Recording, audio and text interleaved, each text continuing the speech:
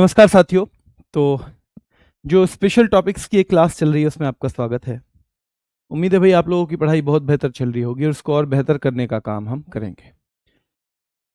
दूसरा special topic है, कुल मिला के 6 स्पेशल टॉपिक कराने हैं मुझे। 2 हम नेक्स्ट वीक कर लेंगे और 2 उससे नेक्स्ट खत्म करते हैं इसको, ठीक है। तो बहुत लिमिटेड टॉपिक बचे हुए हैं अभी आपके। उसके अलावा जब लास्ट क्लास होगी तो मैं आपको एक चीज और भी बताऊंगा कि आपको कुछ और टॉपिक क्या क्या पढ़ लेने चाहिए। जैसे आपको नारे पढ़ लेने चाहिए, जैसे आपको समाधियां पढ़ लेनी चाहिए। तो उस तरह के टॉपिक भी मैं जो लास्ट क्लास होगी उसमें बता के जाऊंगा ताकि आप उनसे अलग भी कर सकें। और आप में से कितने साथी ऐसे हैं, एक बार बताइए हम सब करके, कितने साथी ऐसे हैं जो पीछे की चीजों का रिवीजन कर रहे हैं। अगर आप पीछे की चीजों का रिवीजन नहीं करेंगे तो एक तरह से जब आप दोबारा उन्हें पढ़ेंगे तो वो नई शुरुआत होगी एक तरह से। मेरे ख्याल से कोई नहीं चाहेगा कि इतनी मेहनत करने के बाद उसे किसी टॉपिक को ऐसे पढ़ना पड़े जैसे कि वो एक नई शुरुआत है। आप में से कोई नहीं चाहेगा, ठीक है। चलिए, हम बात कर रहे थे सूचना प्रौद्योगिकी अधिनियम 2000 की। तो ध्यान रखना है, इसमें पूछा जाता है कि बेटा कल क्लास नहीं हुई थी, कल ऑफ था और किसी वजह से सैटरडे क्लास ले लूंगा बेटा, सैटरडे क्लास ले लूंगा, ठीक है। तो मैंने बोला ही हुआ है कि किसी भी वजह से किसी भी टीचर की अगर क्लास ऑफ हो तो उस टाइम में आपको उसी का रिवीजन करना है। क्या कर रहा है? उसी का रिवीजन करना है, उसी सब्जेक्ट का, ठीक है। आपको समझ में नहीं आएगा कि क्या करें, और आपको बताइए 2 दिन आपको मिलते ही हैं। अगर अब सैटरडे क्लास रहेगी तो आपको कल का दिन मिल चुका है, तो आपको उसका रिवीजन करना है, ठीक है। क्लियर है? तो देखिए, सूचना प्रौद्योगिकी अधिनियम कब आया से पहला सवाल बनेगा 2000 में आया। दूसरा सवाल बनेगा इसमें बेटा अमेंडमेंट कब किया गया, तो 2008 में किया गया। 2008 में इसमें अमेंडमेंट किया गया है। तो याद रखना है इसमें महत्वपूर्ण प्रावधान किए गए हैं, जिनमें एक तो है डेटा सुरक्षा। भाई अगर इसमें कोई भी साइबर क्राइम से संबंधित अधिनियम आता है, उससे रिलेटेड आता है, तो सीधे सीधे डेटा की सुरक्षा को तो प्राथमिकता देंगे ही, देंगे या नहीं देंगे? क्लियर? तो देंगे ही। तो याद रखना है डेटा सुरक्षा, साइबर अपराध जो है उनको भी परिभाषित करता है और उनके लिए दंड भी है। अब आपको पता कैसे चलता है कि साइबर अपराध कौन सा अपराध कितना बड़ा है और उसके लिए पनिशमेंट क्या दिया जाएगा? तो ये सब हमें कहां से पता चलता है बेटा? ये हमें पता चलता है सूचना प्रौद्योगिकी अधिनियम से। यही जो एक्ट है वो बताता है कि भैया हैकिंग के लिए क्या पनिशमेंट है, डेटा थेफ्ट के लिए यानी डेटा की चोरी के लिए क्या है, धोखाधड़ी के लिए क्या है। तो जो दंड हैं वो कहां से रेगुलराइज होते हैं, कहां पर वो परिभाषा उनकी दी हुई है, कहां उनकी वो दी हुई है कि कितना दंड किस चीज के लिए दिएगा, बेटा याद रखना है। क्लियर? तो ये आपको पता होना चाहिए कि अधिनियम जो है साइबर अपराधों को परिभाषित करता है और उनकी दंड निर्धारित करता है। इलेक्ट्रॉनिक रिकॉर्ड बेटा, देखो पहले इलेक्ट्रॉनिक जो रिकॉर्ड थे ना उनको कानूनी मान्यता नहीं मिलती थी कि भाई ये तो इलेक्ट्रॉनिक रिकॉर्ड है, यानी कि अगर भैया कोर्ट में भी जाना है तो सीधे सीधे कोई कागज होना चाहिए वहां। तो इस अधिनियम ने कहा कि इलेक्ट्रॉनिक रिकॉर्ड भी क्या होंगे? मान्य होंगे। तो इलेक्ट्रॉनिक जो रिकॉर्ड हैं उनको बेटा मान्यता देने का काम भी किसने किया है? तो ये किसने? ये जो सूचना प्रौद्योगिकी अधिनियम है, इंफॉर्मेशन टेक्नोलॉजी जो एक्ट है, उसी ने दिया है। डिजिटल हस्ताक्षर, आपने देखा होगा आजकल आपके जो भी वो बनते हैं ना, जो आपके डॉक्यूमेंट्स बनते हैं फॉर्म वगैरह भरने के लिए, उन पे किसी व्यक्ति का साइन नहीं होता, उन पे डिजिटल हस्ताक्षर होते हैं। अगर कोई कह दे मैंने तो किया ही नहीं है, मान्यता उनकी भी है। अब कोई आपसे कह दे नौकरी में कि नहीं भाई तुम्हें नहीं मिलेगा अब ये कुछ भी इसकी, क्योंकि तुम्हारा जो ये है ना, तुम्हारे जो हस्ताक्षर है ये तो कहीं से कॉपी है, ये तो का उससे पेन से किए हुए नहीं है। तो आप कहोगे भैया इंफॉर्मेशन टेक्नोलॉजी एक्ट सन 2000 में बताया हुआ है कि डिजिटल जो हस्ताक्षर हैं उनको भी मान्यता प्रदान अब कर दी गई है। तो 4 चीजें याद रखना है। महत्वपूर्ण प्रावधान भैया, डेटा सुरक्षा इसमें दी हुई है, साइबर अपराध इसमें डिफाइन किए हुए हैं, हाँ जी डिफाइन किए हुए हैं। उनके लिए दंड वगैरह भी हैं, हाँ जी दंड भी दिए हुए हैं। इलेक्ट्रॉनिक रिकॉर्ड भी मान्यता प्रदान कर दी गई है इसमें, हाँ जी कर दी गई है। और बेटा डिजिटल हस्ताक्षर को भी कर दी गई है, कर दी गई है। क्या कर दी गई है? कर दी गई है। क्लियर है? चलिए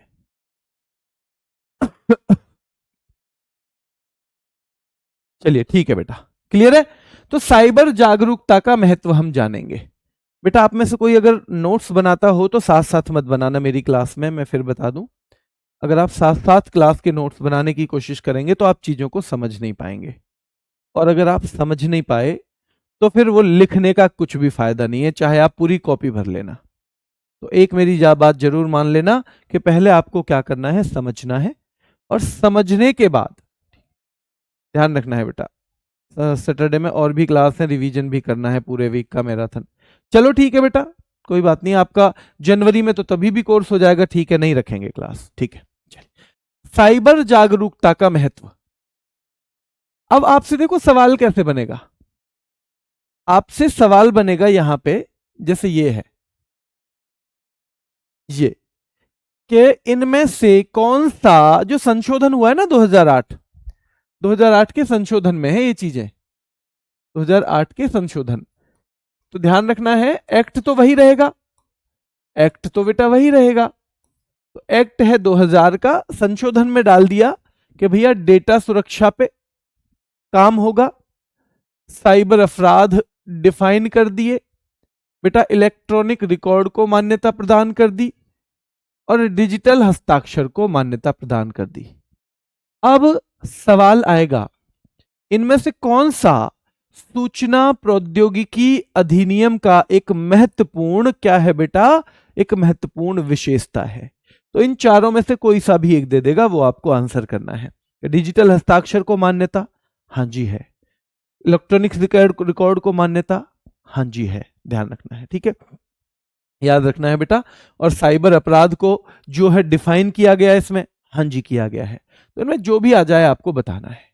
अब आप देखो ये, क्योंकि ये असलियत में पुलिस का भी काम है कि साइबर अपराध के बारे में जागरूकता फैलाना, और होमगार्ड जो है वो पुलिस का ही एक अहम अंग है, एक महत्वपूर्ण कड़ी है बेटा। तो आपको पता होना चाहिए कि साइबर जागरूकता जरूरी क्यों है, तभी तो आप किसी को जागरूक करने के लिए प्रयास करोगे। अगर आपको पता ही नहीं है कि साइबर जागरूकता क्यों करनी चाहिए तो आप कर भी नहीं पाओगे। तो सीधे सीधे बेटा याद रखना है, व्यक्तिगत डेटा की सुरक्षा होती है इससे। जब आप किसी को बताएंगे कि भैया कहीं पे फ्री चार्जिंग मिल रही हो ना, तो उसमें लीड नहीं लगाते अपने फोन में, तो वो क्या करेगा इंसान, वो जागरूक होकर नहीं लगाएगा, उसके डेटा की क्या हो जाएगी बेटा, सुरक्षा। आप बताएंगे कि भैया बहुत जल्दी जल्दी पासवर्ड बदलने चाहिए, ऐसा नहीं है एक पासवर्ड ही 1 साल तक चल रहा है, तो वो पासवर्ड बदलेगा तो कोई चोरी की संभावना जो भी डेटा की है वो खत्म हो जाएगी, उसके डेटा की सुरक्षा मजबूत होगी इससे। तो महत्व में पूछा जाएगा आपसे कि इनमें से कौन साइबर जागरूकता का एक महत्व है, तो बेटा एक तो व्यक्तिगत डेटा की सुरक्षा, यानी आपका अपना पर्सनल डेटा सुरक्षित हो जाएगा। दूसरा, ऑनलाइन घोटालों से बच सकते हैं। जिस आदमी को नहीं पता कि ओटीपी मांग कर आजकल फ्रॉड चल रहा है, तो वो तो समझेगा कि भैया बैंक वाले का फोन आया है और ओटीपी दे देगा मांगते ही। तो ऐसे में अगर हम लोगों को जागरूक करेंगे, being a policeman, being a home guard, तो बेटा क्या होगा, वो ऑनलाइन घोटालों से भी बच पाएंगे, यानी उनका डेटा भी सुरक्षित होगा और वो ऑनलाइन जो घोटाले हैं उनसे भी बच पाएंगे बेटा, उनसे भी बच पाएंगे, याद रखना है। तो ये हो गए साइबर जागरूकता के क्या है महत्व। हम पढ़ रहे हैं कि साइबर जागरूकता किस तरह से आपके लिए महत्वपूर्ण है, तो हमने 2 महत्व देख लिए, आगे चलते हैं। तीसरा, जब आप बताओगे कि भैया ये ऐसे ऐसे आजकल गड़बड़ होती है, तो फिर आदमी किसी भी चीज के लिए सुरक्षित कनेक्शन का यूज करेगा। यानी वो अपना फोन चार्ज करने के लिए भी सुरक्षित कनेक्शन देखेगा, और बेटा वो वाईफाई के लिए भी सुरक्षित चीजें ही देखेगा। उसके साथ धोखाधड़ी की संभावनाएं कम हो जाएंगी। तो ध्यान रखना है, जागरूकता से व्यक्तिगत डेटा की सुरक्षा बढ़ती है, ऑनलाइन घोटालों से बचता है आदमी, सुरक्षित कनेक्शन का वो उपयोग करता है। क्या करता है? उपयोग करता है। अब जब हम कानून देख रहे थे सूचना प्रौद्योगिकी अधिनियम 2000, तो आपको पता होगा भैया ये सबसे महत्वपूर्ण है, सूचना प्रौद्योगिकी अधिनियम 2000। तो इसकी डेट पूछी जाती है कि ये संसद द्वारा कब पास हुआ। तो बेटा भारतीय संसद द्वारा 9 जून सन 2000 को पास हुआ। और सवाल आएगा कि इंफॉर्मेशन टेक्नोलॉजी एक्ट 2000 कब पास हुआ? तो 9 जून 2000 को पास हुआ। और ये कब लागू हुआ? तो 17 अक्टूबर 2000 को लागू हुआ। 17 अक्टूबर 2000 को लागू हुआ। और ये दोनों डेट आपसे पूछी जाएंगी। क्या है? ये दोनों डेट आपसे पूछी जाएंगी बेटा। तो सूचना प्रौद्योगिकी अधिनियम 2000 संसद ने कब पास किया है? 4 डेट मिलेंगी वहां पे, आपको पता होना चाहिए। 9 जून सन 2000, 9 जून सन 2000 बेटा, ठीक है। चलिए, और 17 अक्टूबर 2000 को ये लागू हुआ है। 17 अक्टूबर 2000 को क्या हुआ है? ये लागू हुआ है बेटा, ठीक है। चलिए, आपराधिक कृत्य के बारे में अगर हम बात करें तो अधिनियम के तहत बेटा बहुत सारे साइबर अपराधों के लिए दंड का प्रावधान है। क्या है इसमें? क्या है जो संशोधन हुआ है? जो संशोधन हुआ है 2008, तो इसमें क्या महत्वपूर्ण है? आपसे पूछा जाएगा क्या है। तो भैया इसमें क्रिमिनल ऑफेंस डिफाइन कर दिए हैं कि कैसे कैसे क्रिमिनल ऑफेंस होंगे और उनके लिए क्या दंड दिया जाएगा, क्या दंड दिया जाएगा। और जब ये सब डिफाइन किया है तो कुछ धाराएं तो होंगी। हाँ जी, धाराएं हैं। जो सब इंस्पेक्टर का एग्जाम है उसमें तो पूरा प्रॉपर एक्ट पूछा जाता है, पर यहां पर प्रॉपर एक्ट नहीं पूछा जाता।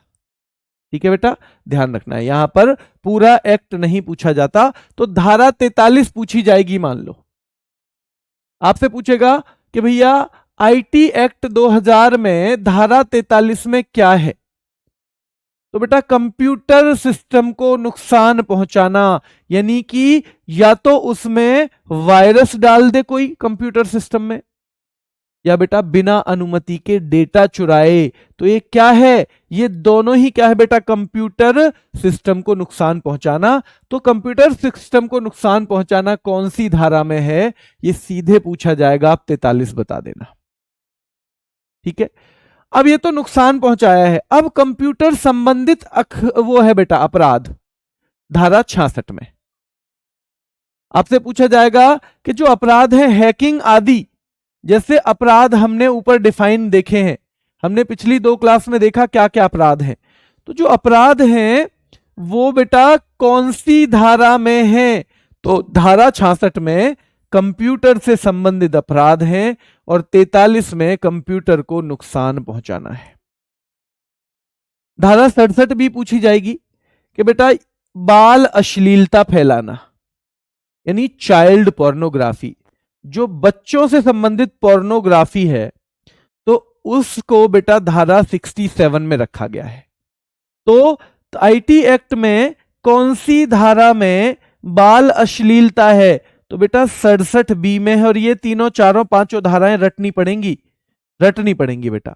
43 में कंप्यूटर सिस्टम को नुकसान पहुंचाना, 66 में कंप्यूटर से संबंधित अपराध है, 66 में है। और बेटा 67B में चाइल्ड पोर्नोग्राफी है, सीधे सीधे पूछी जाएगी। और 66C में क्या है बेटा? तो वो है पहचान की चोरी। क्या है? पहचान की चोरी। 66E देखो, 66E निजता के उल्लंघन के लिए दंड का प्रावधान। कोई निजी चीज थी बेटा, कोई निजी चीज थी और उसका क्या कर दिया? ब्रीच कर दिया। उसको पब्लिकली क्या कर दिया है किसी ने कि बेटा पब्लिकली उसको कर दिया है जो निजी चीज थी। तो 66E हो जाएगा। क्या हो जाएगा? 66E। ठीक है, अब 66F आ जाओ, सीधे सीधे 66F आ जाओ बेटा। 66F ध्यान रखना है, तो आपको पता होना चाहिए कि बेटा साइबर आतंकवाद के लिए दंड सीधे सीधे साइबर आतंकवाद के लिए दंड है 66F में। प्राइवेसी के ब्रीच के लिए यानी निजता का उल्लंघन है 66E में। बेटा याद रखना है 66C में है किसी की पहचान चुरा लेना, 66C में क्या है, किसी की पहचान चुरा लेना। और ध्यान रखना है 67 में इलेक्ट्रॉनिक रूप में अश्लील सामग्री प्रकाशित करना, यानी इलेक्ट्रॉनिकली कोई बेटा कैसी कैसी सामग्री जो अश्लील हो, ऑब्सीन हो, कैसी हो, ऑब्सीन हो, तो ऐसी सामग्री प्रकाशित करना ये 67 में है। और ये सारी धारा रटनी है। कंप्यूटर सिस्टम को नुकसान 43, कंप्यूटर संबंधी अपराध बेटा 66, कंप्यूटर संबंधी अपराध 66, बाल अश्लीलता 67B, पहचान की चोरी 66C, पहचान की चोरी 66C, निजता के उल्लंघन के लिए दंड 66E, बेटा साइबर आतंकवाद के लिए दंड 66F, और धारा 67 है इलेक्ट्रॉनिक माध्यमों से अश्लील सामग्री प्रकाशित करना, अश्लील सामग्री प्रकाशित करना बेटा। ठीक है, तो ये सारा का सारा जो रहेगा ये रहेगा धारा जो महत्वपूर्ण है आईटी एक्ट 2000 की, जिसमें कब हुआ है बेटा, जिसमें चेंज थोड़ा सा हुआ है। कब हुआ है, तो वो 2008 में हुआ है। धारा 78, अब ये पुलिस से संबंधित है कि जो पुलिस अधिकारी साइबर अपराधों की जांच करेगा उसकी शक्तियां क्या क्या हैं। ये है धारा 78। क्या है बेटा, तो धारा 78 जो पुलिसकर्मी, याद रखना है, साइबर अपराधों की जांच करेगा उसकी शक्तियां, और वो अपराधी इंस्पेक्टर रैंक से नीचे नहीं हो सकता। ये भी इंपॉर्टेंट प्रावधान है। आपसे पूछे कि साइबर अपराध कोई हुआ है, साइबर अपराध की क्या हुई है, सूचना पहुंची है, तो उसको कौन इन्वेस्टिगेट करेगा, उसकी विवेचना कौन करेगा, तो बेटा उसकी विवेचना करने का काम होगा इंस्पेक्टर रैंक का कम से कम। ठीक है, इंस्पेक्टर रैंक का होगा, ध्यान रखना है। चलिए एक बार नजर मारो इस पे, एक बार नजर मारो।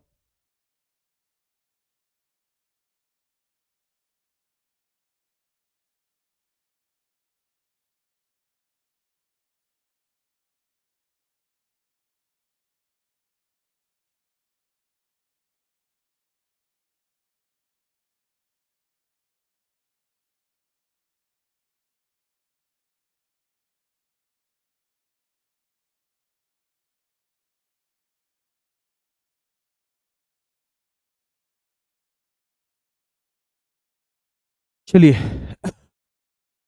हाँ, शताक्षी तिवारी कह रही है सर 66B में बाल अश्लीलता है, एक बार चेक करिए। नहीं बेटा 66B में नहीं है, वो तो चोरी वोरी के कंप्यूटर को प्राप्त करना, वो उस टाइप की धारा है, बहुत महत्वपूर्ण नहीं है, इसलिए मैंने नहीं करवाई। वो 67B में ही है। ठीक है, 67B में है बाल अश्लीलता, और ध्यान रखना है इसमें खास तौर पे इसकी सजा। ठीक है, बाल अश्लीलता सजा का प्रावधान ये 67 में ही है, 67B में ही है बेटा। ठीक है, 67B में ही है, इसको हम यहां भी रख सकते हैं इसके नीचे। तो इलेक्ट्रॉनिक्स रूप से अश्लील सामग्री प्रकाशित करना, ये याद ही करनी पड़ेंगी, एक दिन में होंगी नहीं, आराम से कर लेना बेटा। आईटी एक्ट की धारा 66A थी पहले, अब 66A ध्यान रखना है, इसमें क्या है बेटा, 2015 में एक डिसीजन आया, किसके मामले में, श्रेया सिंघल मामले में बेटा एक वो आया है 2015 में डिसीजन। और याद रखना है इस धारा को असंवैधानिक और अभिव्यक्ति की स्वतंत्रता का क्या माना है, उल्लंघन। इसलिए धारा 66A हटी जा चुकी है बेटा। जो 66A है वो रद्द हो गई है। ये क्या है, रद्द हो गई है।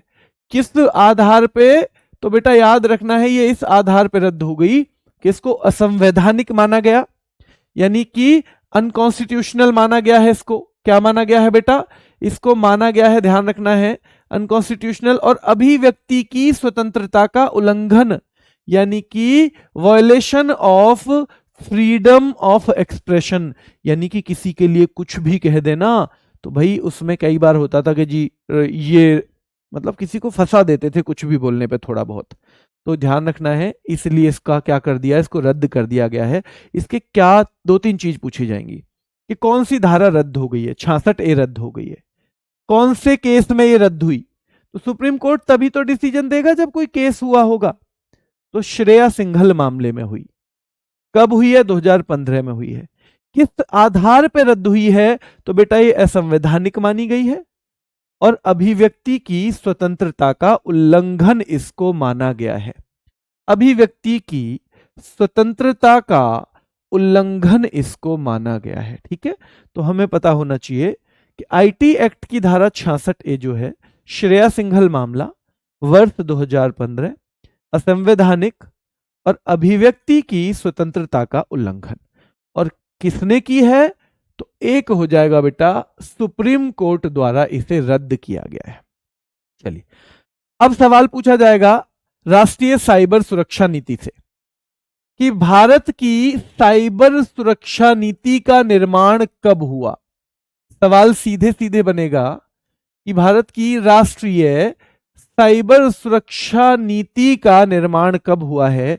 तो बेटा 2013 में हुआ है। और उद्देश्य क्या होगा हमेशा कि भैया जिस चीज के लिए नीति बन रही है ना, उसको मजबूत करना। तो साइबर सुरक्षा को मजबूत करना बेटा इसका उद्देश्य है। तो दोनों सवाल महत्वपूर्ण हैं कि राष्ट्रीय साइबर सुरक्षा नीति कब आई है। 2013 में आई है बेटा। और याद रखना है, उद्देश्य है साइबर सुरक्षा को मजबूत करना। साइबर सुरक्षा को मजबूत करना बेटा। ठीक है, चलिए आगे देखेंगे।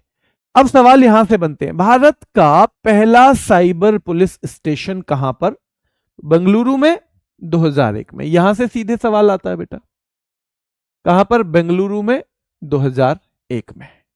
ठीक है, दूसरा सवाल आएगा कि भारत का पहला राज्य जिसके हर जिले में साइबर पुलिस स्टेशन है। दूसरा सवाल, केवल अकेले थाने की बात करोगे पुलिस स्टेशन की? बेंगलुरु में बना था भारत का पहला साइबर पुलिस स्टेशन। पर ऐसा राज्य जिसके हर जिले में एक साइबर पुलिस स्टेशन है बेटा, वो सबसे पहले बना महाराष्ट्र। और उत्तर प्रदेश का जो वो सबसे पहला साइबर पुलिस स्टेशन है, वो इन दोनों में से कोई सा एक आता है। कौन पूछा जाता है? कभी कभी दोनों भी पूछ लेता है कि लखनऊ और नोएडा, वरना तो इन दोनों में से कोई सा एक नाम आएगा। तो सीधे सीधे भारत का पहला cyber police station Bengaluru, Bharat का पहला राज्य जिसके हर जिले में साइबर पुलिस स्टेशन है महाराष्ट्र, और उत्तर प्रदेश में बेटा सबसे पहले साइबर पुलिस स्टेशन लखनऊ और नोएडा में। चलिए, पुलिस की क्या भूमिका रहती है? पुलिस की क्या, इसमें से कितना प्रश्न आते हैं बेटा? इनमें लगभग हर शिफ्ट में हर ऐसे टॉपिक से एक या दो सवाल आएगा। एक या दो, ज्यादा नहीं आएंगे, एक या दो सवाल। अच्छा, आपके में ज्यादा भी आ सकता है क्योंकि आपके में जीएस ज्यादा नंबर की है। आपके में ज्यादा आ सकता है क्योंकि आपके में ज्यादा नंबर की है। चलिए, पुलिस की क्या भूमिका है? मतलब पुलिस की भूमिका का मतलब पुलिस क्या काम करेगी कि हो गया साइबर अपराध, तो क्योंकि आप पुलिस डिपार्टमेंट का हिस्सा हैं, तो एग्जामिनर ये उम्मीद करेगा कि आप लोगों को पता हो कि पुलिस का क्या काम है इसमें। तो देखिए, पहला तो है जांच और अनुसंधान, यानी जांच करेगी पुलिस, जैसे अन्य मामलों में करती है। तो पुलिस का क्या रोल है? जांच करेगी। जांच में कोई ना कोई अपराधी मिलेगा तो उनकी पहचान करेगी और फिर उन्हें गिरफ्तार करेगी। तीसरा बेटा साक्ष्य संग्रहण, जो एविडेंस मिलेंगे, जो भी एविडेंस को कलेक्ट करने का काम भी किसका होता है? पुलिस का ही होता है। एविडेंस को कलेक्ट करने का काम किसका होता है बेटा? पुलिस का। तो ध्यान रखना है, पुलिस की भूमिका है कि जांच और अनुसंधान, अपराधियों की जांच और गिरफ्तारी, पहचान और गिरफ्तारी, साक्ष्य संग्रहण, यानी पहले तो कलेक्ट करेगी एविडेंस को और फिर उसे सुरक्षित भी रखेगी। संरक्षण का मतलब है उसको प्रिजर्व करेगी, सुरक्षित रखेगी। पुलिस का ही यह भी काम होता है। ठीक है। चौथा, न्यायालय में पेश होना। भैया जब वो केस कोर्ट में चला जाएगा तो फिर पुलिस वालों को वहां जाना पड़ता है कि भैया ऐसे ऐसे बात है, हाँ जी ये मामला हुआ था, हमने इसको पकड़ा था ऐसे ऐसे। इसके अलावा बेटा पुलिस रोकथाम करेगी। साइबर अपराध ऐसा नहीं है कि बस साइबर अपराध होने दो और फिर पकड़ेंगे हम। पुलिस इसके लिए रोकथाम के लिए भी क्या कदम उठाएगी कि साइबर अपराध हो ही ना, इसके लिए कदम उठाएगी। और बेटा फिर एक काम आता है कि एक तो कदम उठाएगी मतलब रोकथाम के लिए अपराधियों को पकड़ वगड़ के, और एक साइबर सुरक्षा के लिए अवेयरनेस फैलाना, लोगों को जागरूक करना भी किसका काम है? तो वो भी पुलिस का ही काम है। वो भी किसका काम है? पुलिस का ही काम है। ठीक है, चलिए। हाँ बेटा, कंबाइंड पीडीएफ मिलेगी, कंबाइंड पीडीएफ मिलेगी। चलिए, तो न्यायालय में पेश होना, साइबर अपराध रोकथाम, साइबर सुरक्षा के लिए जागरूकता, आपका सिलेबस में करा दूंगा, ज्यादा चीजें नहीं बची। आपका सिलेबस हो जाएगा बेटा जनवरी में ही, हो सकता है जनवरी में भी काफी पहले ही हो जाए, क्योंकि 4-5 चीजें हैं जो मुझे, 4 टॉपिक तो हैं स्पेशल वाले, जैसे एक वो है सोशल मीडिया, उस टाइप के 4 टॉपिक हैं, और 4-5 टॉपिक ही नॉर्मल हैं, तो आपकी 20-25 तक भी हो सकता है, लेकिन लास्ट में लेके चल रहा हूं, जनवरी के लास्ट में। उसके बाद कंबाइंड पीडीएफ आपको, और फिर आपकी जिम्मेदारी है उसे बार बार रिवीजन करना, बार बार रिवीजन करना, वो आपको करना है फिर। ठीक है, चलिए। अब हमें इतने काम करने हैं पुलिस के तौर पे, तो पता है बेटा हमारे पास क्या क्या होना चाहिए, फिर पुलिस के पास क्या क्या होना चाहिए। बहुत कॉमन सवाल पूछता है आजकल कि आपको बता दिया कि भैया पुलिस की भूमिका क्या है, पुलिस को क्या करना है, पर पुलिस को वो काम करने के लिए क्या क्या जरूरत है, आवश्यक क्या क्या है। देखो, एक तो पुलिस को साइबर सुरक्षा की खुद जानकारी होनी चाहिए, उसे डिजिटल फोरेंसिक का ज्ञान होना चाहिए। डिजिटल फोरेंसिक का मतलब है कि साइबर सुरक्षा से संबंधित जो अपराध हैं, उनसे संबंधित जो भी एविडेंस यानी साक्ष्य मिलेगा, उस साक्ष्य को कैसे कलेक्ट किया जाता है, कैसे सुरक्षित किया जाता है। तो पुलिस को बेटा यह भी जरूरी है, उसे जांच करने का तरीका भी पता होना चाहिए, उसे साइबर अपराधों की जांच का तरीका भी पता होना चाहिए, और संचार कौशल, कम्युनिकेशन का कौशल भी उसके पास होना चाहिए। ठीक है, चलिए। तो ये 3-4 चीजें हैं जो बहुत जरूरी हैं। अगर बेटा आप पुलिस में हैं या आप पुलिस डिपार्टमेंट का हिस्सा हैं, तो ये कौशल ये है कि साइबर सुरक्षा की जानकारी हो, डिजिटल फोरेंसिक का ज्ञान हो। अब सवाल कैसे पूछेगा, निम्नलिखित में से कौन सा साइबर अपराध में पुलिस के लिए आवश्यक कौशल नहीं है? नंबर 1 साइबर सुरक्षा की जानकारी, नंबर 2 डिजिटल फोरेंसिक का ज्ञान, नंबर 3 जांच और अनुसंधान के तरीके का ज्ञान, और नंबर 4 बेटा याद रखना है साइबर सुरक्षा के लिए जागरूकता। अब जागरूकता पुलिस का काम तो है, पर बेटा अपराध होने के बाद उस वाले केस में जागरूकता का कोई काम नहीं है। फिर पुलिस के लिए जो जरूरी कौशल हैं वो ये हैं, ना कि जागरूकता। वो पुलिस की भूमिका में जरूर आता है, लेकिन वो इसमें नहीं है। तो इसी तरह के सवाल बनेंगे, बहुत कॉमन, यहां से कॉमन सवाल बनेंगे कि पुलिस की क्या भूमिका होनी चाहिए। नंबर 1 जांच करनी है उसको, नंबर 2 अपराधों की पहचान और गिरफ्तारी करनी है, नंबर 3 बेटा साइबर अपराध पे रोकथाम करनी है, भूमिका पूछ रहा है अगर, और चौथे नंबर पे कुछ और दे देगा। तो आपको पता होना चाहिए कि ये जरूरी नहीं है, ये जरूरी है केवल। चलिए, तो कौशल हो गया। एक बुडापेस्ट कन्वेंशन है बेटा, बुडापेस्ट आपको पता है हंगरी में है, हंगरी की राजधानी है बुडापेस्ट। क्या है? हंगरी की राजधानी। हंगरी होता है आदमी तो बड़ा टेस्ट आता है, तो हंगरी की राजधानी है, ध्यान रखना है। तो उसमें एक समझौता हुआ, उसमें क्या हुआ समझौता कि भाई जो साइबर अपराधों से निपटने के लिए हम सब मिलकर काम करेंगे। तो बुडापेस्ट कन्वेंशन किससे संबंधित है? तो बेटा साइबर अपराधों पर रोक से संबंधित है। सवाल आएगा कि बुडापेस्ट कन्वेंशन का संबंध किससे है? तो साइबर अपराधों पर रोक से संबंधित है। यह कन्वेंशन कब अपनाया गया? दूसरा सवाल आएगा बेटा, 2001 में, 2001। इसका उद्देश्य पूछा जाएगा, तो जो साइबर अपराधों के खिलाफ लड़ाई है उसमें सहयोग को बढ़ावा देना, आपस में सहयोग को बढ़ावा देना, बेटा वो बुडापेस्ट कन्वेंशन का उद्देश्य है, और यह बाध्यकारी है। इसमें बेटा याद रखना है अभी लगभग 81 देश हैं और ये बाइंडिंग है, मतलब अगर ये किसी ने साइन कर दिया तो फिर उसे सहयोग करना ही पड़ेगा किसी भी साइबर अपराध के मामले में, फिर वो मना नहीं कर सकता।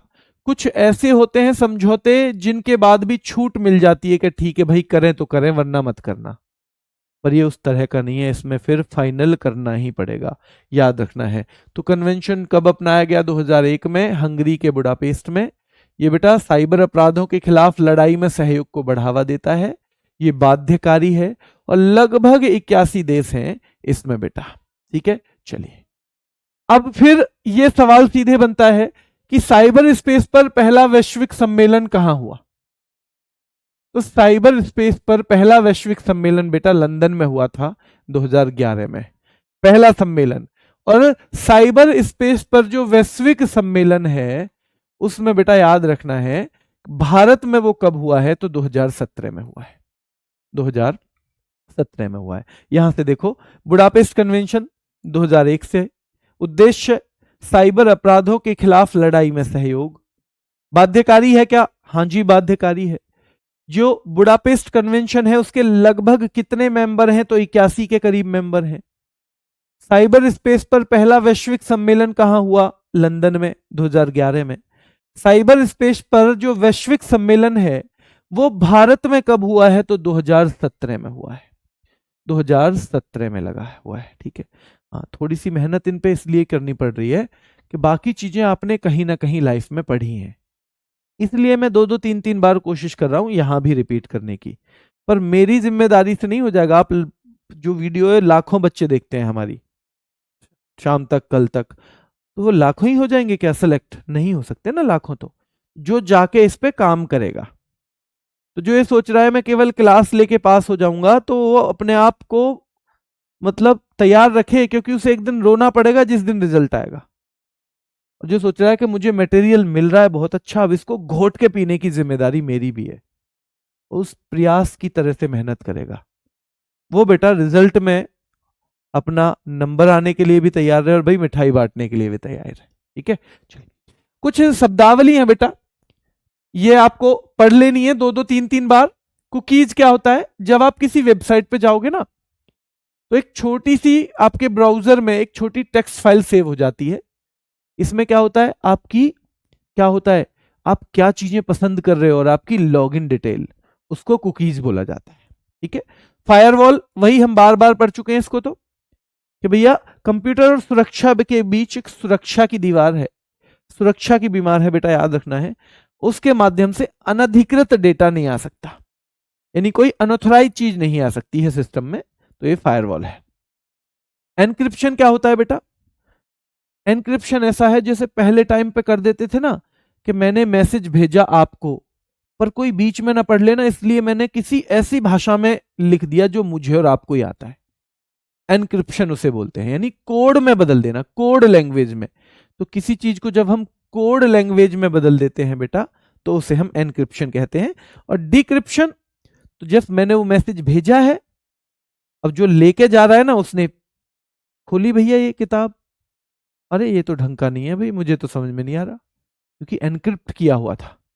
और आपने फिर वो फाइल खोली क्योंकि आपको पता है कि ये क्या लिखा हुआ है, आपको भी वो लैंग्वेज आ रही है, इसलिए आप उसे डिक्रिप्ट करोगे, यानी डिक्रिप्शन करोगे और फिर उसे आप पढ़ पाओगे। तो एनक्रिप्शन का मतलब है किसी भाषा का स्वरूप बदल देना ताकि कोई बीच में उसकी जानकारी चुरा ना ले। और डिक्रिप्शन का मतलब है जब वो अपनी जगह पहुंच जाती है तो जिसके लिए भेजा गया है जब उसका वो अर्थ निकालता है असली, तो उसे डिक्रिप्शन बोलते हैं, ठीक है। वीपीएन वर्चुअल प्राइवेट नेटवर्क है बेटा। अगर आप कंप्यूटर पे काम कर रहे हो, अगर आप वीपीएन यूज करो तो फिर आपकी आइडेंटिटी छिप जाती है। तो वीपीएन का मतलब क्या होता है? आपकी आइडेंटिटी छिपा देना, वर्चुअल प्राइवेट नेटवर्क, ठीक है। आईपी एड्रेस बेटा, हर कंप्यूटर मोबाइल का एक एड्रेस है, जैसे आपका एक एड्रेस है, आपका एड्रेस है या नहीं, वैसे ही हर कंप्यूटर और मोबाइल का एक एड्रेस है, और उस एड्रेस को हम क्या बोलते हैं? आईपी एड्रेस बोलते हैं। क्या? आईपी एड्रेस, ठीक है। जब किसी अपराधी के बारे में पुलिस पता लगा लेती है कि ये इसने कहां से किया है, भैया ये गंदा कमेंट इस फेसबुक की आईडी पे कहां से किया है, तो वो आईपी एड्रेस से ही पता लगाती है। ठीक है, आईपी एड्रेस हो जाएगा। और पैच याद रखना है बेटा, तो मान लो एक सॉफ्टवेयर जारी किया सैमसंग नाम की कंपनी ने, और सैमसंग नाम की कंपनी ने जब वो सॉफ्टवेयर जारी किया, फिर उसे पता चल गया कि इसमें थोड़ी सी कमी है, तो क्या पूरे सॉफ्टवेयर को बदलेगी? नहीं, बस पैच दे देगी एक, भाई इसे और जोड़ लो, एक पैच दे देगी बेटा, याद रखना है, रफू कर देगी उसे, तो एक पैच मिल जाएगा। तो जो छोटी मोटी कमी को दूर करने के लिए याद रखना है बेटा, जो छोटा अपडेट आता है उसे पैच कहते हैं। क्या कहते हैं? पैच। चलिए, कुछ जागरूकता पहल चली हुई है। साइबर दोस्त चला हुआ है हमारे यहां पे। जागरूकता के लिए क्या चला हुआ है? साइबर दोस्त। सीधे सवाल आएगा, साइबर दोस्त पहल कौन से मंत्रालय ने चलाई है? तो गृह मंत्रालय ने, गृह मंत्रालय। और इसमें क्या होता है बेटा, याद रखना है, इसमें एक ट्विटर पे हैंडल बना हुआ है, ट्विटर पे है ना, एक आईडी बनी हुई है। हैंडल का मतलब ट्विटर पे आईडी बनी हुई है, और उसमें बेटा क्या होता है, लोगों को जागरूक किया जाता है, जागरूक किया जाता है बेटा। ठीक है, चलिए, साइबर प्रवाह याद रखना, एक पत्रिका आती है हर 3 महीने में, उसमें भी साइबर के बारे में याद रखना है कि साइबर क्राइम कैसे होते हैं, उसमें भी जानकारी है। तो देखो, जागरूकता एक तो साइबर दोस्त नाम का ट्विटर हैंडल है, एक साइबर प्रवाह नाम की क्या है बेटा, एक 3 महीने में आने वाली पत्रिका है। ठीक है, ध्यान रखना है। और एक भारत की वेबसाइट भी है बेटा, याद रखना है, जहां पर रिपोर्ट किए जाते हैं साइबर क्राइम। अगर कोई क्राइम हो जाए तो cybercrime.gov.in पर उसको रिपोर्ट किया जा सकता है। तो ये जागरूकता पहल है जो भारत ने चलाई है। साइबर सुरक्षा के लिए एक पद भी है जिसे हम बोलते हैं समन्वयक। यानी साइबर सुरक्षा के लिए हमने एक क्या बनाया हुआ है बेटा, एक कोऑर्डिनेटर नाम का पद बनाया हुआ है, हिंदी में कहते हैं समन्वयक। तो 2 चीज याद रखनी है कि पहले समन्वयक कौन थे, राष्ट्रीय साइबर सुरक्षा के पहले समन्वयक तो डॉक्टर गुलशन। और बेटा वर्तमान समन्वयक कौन है, तो नवीन कुमार सिंह है। कौन है? नवीन कुमार सिंह है। ठीक है, अगस्त से ये हैं, तो फिलहाल कौन है? ये। सीधे देखो दोबारा एक बार कि साइबर दोस्त क्या है, एक ट्विटर हैंडल है, गृह मंत्रालय ने जारी किया है, और साइबर अपराधों के प्रति जागरूक करता है। साइबर प्रवाह बेटा गृह मंत्रालय द्वारा ही शुरू किया है, एक पत्रिका है, और आधिकारिक वेबसाइट है इसकी cybercrime.gov.in।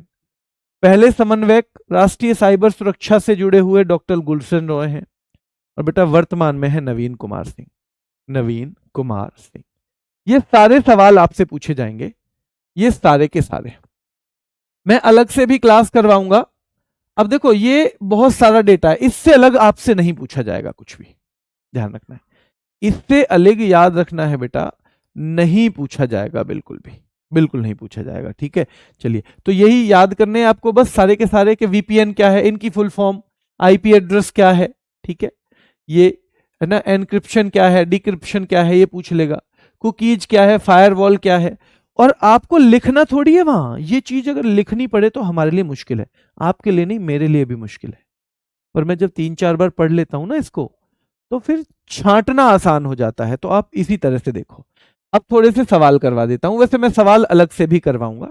चलिए, आतंकवाद फैलाने के लिए आतंकवादी जिन इंटरनेट तकनीकों का उपयोग करते हैं उन्हें क्या कहते हैं बेटा? जिन इंटरनेट तकनीकों का यूज किया जाता है आतंकवाद फैलाने के लिए आतंकवादियों के द्वारा, उनको क्या कहा जाता है? तो आपको पता होना चाहिए, उनको साइबर आतंकवाद कहा जाता है। यानी कि बम नहीं फोड़ रहे उसमें, सिंपल एक इंटरनेट का यूज करके आतंकवाद फैलाया जा रहा है, तो साइबर आतंकवाद।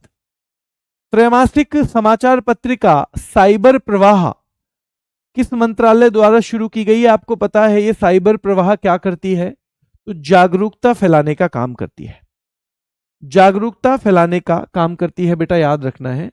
तो ये कौन से गृह मंत्रालय के अंतर्गत 3 महीने में आती है? कितने में आती है? 3 महीने में आती है। तो याद रखना है, ये साइबर प्रवाह गृह मंत्रालय के अंतर्गत आती है। हमने पढ़ी थी गृह मंत्रालय, अभी पढ़ा था।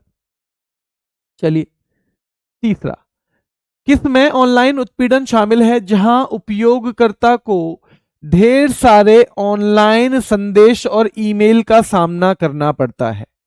तो बताओ भैया, ऑनलाइन उत्पीड़न और जो ढेर सारे संदेश और ईमेल आते हैं, उसे धमकाया जाता है, सब कुछ किया जाता है, तो वो कौन सा है?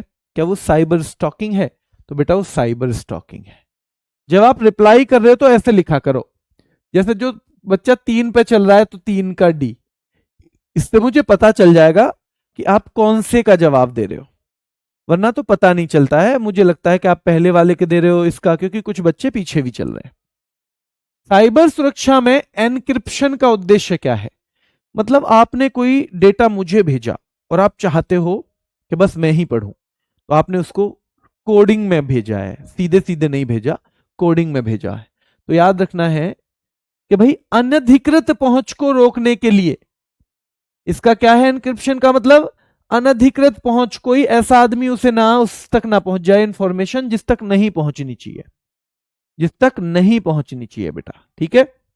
तो यह है अनधिकृत पहुंच को रोकने के लिए डेटा को कोडित रूप में कन्वर्ट करना, ठीक है। चलिए, कोडित रूप में कन्वर्ट करना किसका अर्थ है कि किसी अन्य व्यक्ति की वेबसाइट पर बलपूर्वक नियंत्रण स्थापित करना। बेटा हम किसी और की वेबसाइट पर जब फोर्सिबली क्या कर लेते हैं, उसे अपने कंट्रोल में ले लेते हैं, तो क्या उसको वेब हाईजैकिंग कहते हैं? हाँ, वेब मतलब वेबसाइट, और हाईजैक करना किसी को जबरदस्ती अपने कंट्रोल में लेना, जबरदस्ती किसी को अपने कंट्रोल में ले लेना बेटा, तो उसे बोलते हैं वेब हाईजैकिंग। साइबर सुरक्षा के लिए कौन सी संस्था जिम्मेदार है? तो देखो, ना तो एनआईए जिम्मेदार है, ना तो रॉ, ना तो डीआरडीओ, ये सीईआरटी इन, ध्यान रखना है सीईआरटी इन, और इसकी फुल फॉर्म भी पूछी जाएगी, Indian computer emergency response team. Indian computer emergency response team, ये महत्वपूर्ण है, तो फुल फॉर्म भी आपको याद रखनी है, सर्ट इन यानी Indian computer emergency response team. Social media जैसे इलेक्ट्रॉनिक साधनों या तरीकों के उपयोग के माध्यम से डराने, धमकाने, उत्पीड़न करने, बदनाम करने या किसी अन्य प्रकार के मानसिक पतन का कार्य इनमें से कौन सा है?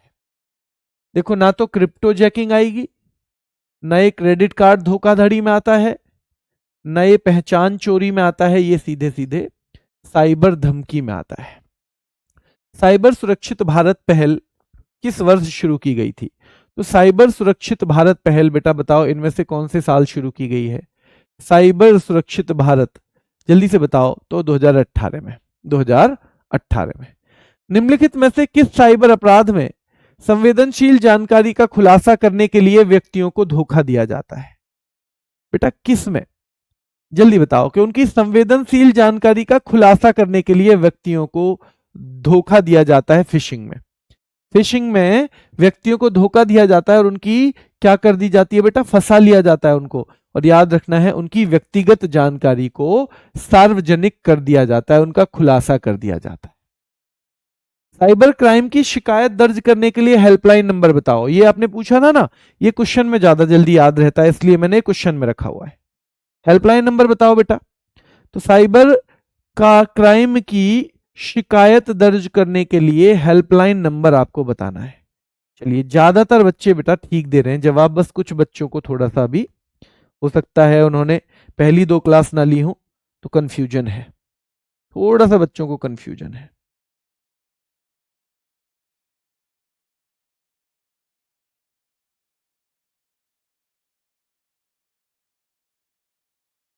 चलिए, कोई बात नहीं। 1930, 1930, 1930 बिल्कुल ठीक है, बिल्कुल। फिशिंग हमले का प्राथमिक उद्देश्य क्या है? फिशिंग तो संवेदनशील जानकारी चोरी करना, मछली जैसे फंस जाती है ना, मछली की तरह फंसाना भैया, क्योंकि जानकारी क्या करना चाहते हैं? जानकारी हासिल करना चाहते हैं, संवेदनशील है, जो सेंसिटिव है। निम्नलिखित में से कौन सा साइबर अपराध का एक प्रकार नहीं है? ऐसे सवाल आएंगे। देखो, आपको पता है सारे साइबर अपराध हैं, तो फिर आप बता दोगे कौन सा नहीं। तो देखो, पहचान की चोरी क्या है? आइडेंटिटी थेफ्ट एक साइबर अपराध है। साइबर आतंकवाद भी है, फिशिंग भी है। केवल ऑनलाइन गेमिंग को अभी अपराध घोषित नहीं किया गया है, ऑनलाइन गेमिंग को अभी अपराध घोषित नहीं किया गया है बेटा, ठीक है।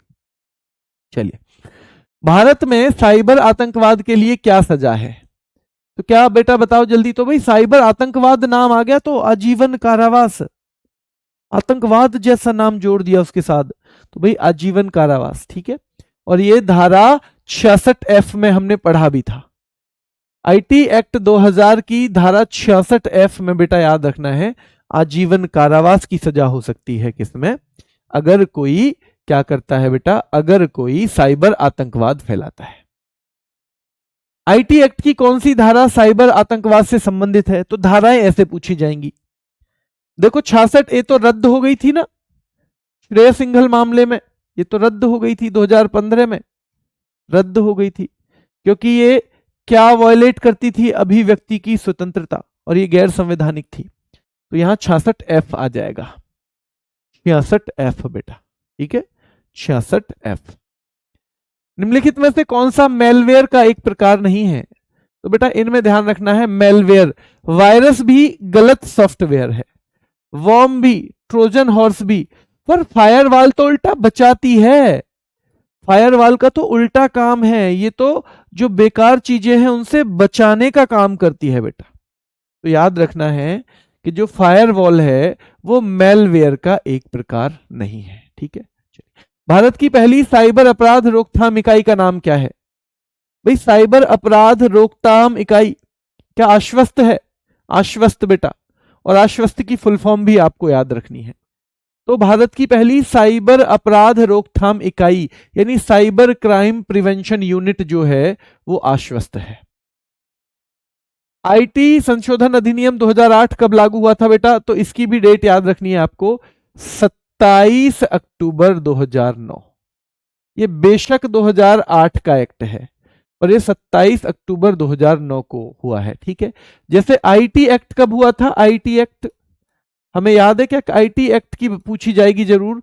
तो 9 जून 2000 संसद में पास हुआ था बेटा, संसद में, और ये लागू हुआ था 17 अक्टूबर 2000, 17 अक्टूबर सन 2000। तो ये भी आपके दिमाग में होना चाहिए, ठीक है।